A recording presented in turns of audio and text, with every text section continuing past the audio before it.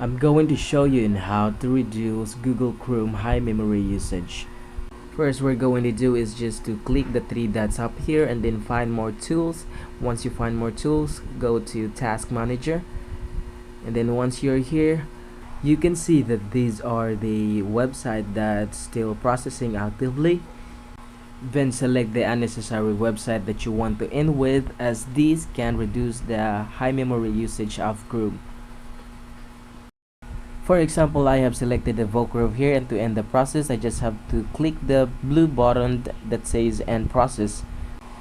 And once you're done, go back to home page, click the three dots again, and then go to settings, and then go to the extensions, and then once you're here, you can disable the unnecessary extensions.